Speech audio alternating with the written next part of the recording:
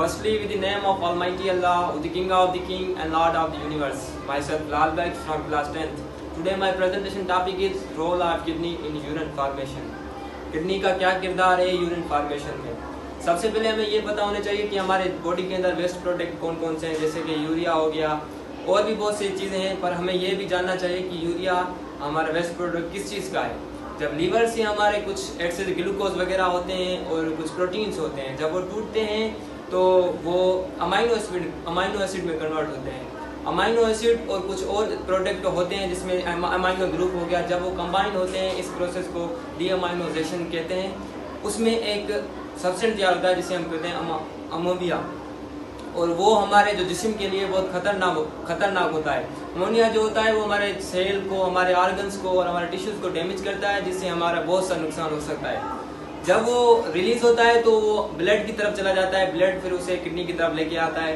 फिर किडनी में वो जब आता है, किडनी के अंदर तो नेफ्रॉन होते हैं, मिलियंस की तादाद में नेफ्रॉन होते हैं जो उसको फिल्टर करते हैं।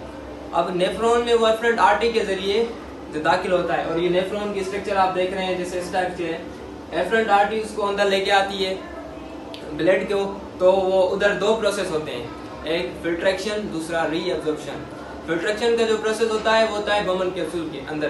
अब नेफ्रॉन के 4 मेन पार्ट्स होते हैं, एक Boman capsule, proximal convoluted tubule and distal convoluted tubule and last one is loop of Henle. ये 4 मेन पार्ट्स होते हैं जो फिल्ट्रेक्शन और रीअब्जॉर्प्शन का अमल करते हैं। इसमें से पहला काम होता है बमन कैप्सूल। जब एफरेंट आर्टरी से ब्लड हमारा बमन कैप्सूल के अंदर आता है तो ब्लड को फिल्ट्रेक्शन का अमल हमारा बमन कैप्सूल के अंदर ही होता है। वहाँ कैपिलरीज होते हैं, वहाँ हमारे ब्लड को फिल्ट्रेट किया जाता है, जिसमें वेस्ट प्रोडक्ट वगैरह होते हैं।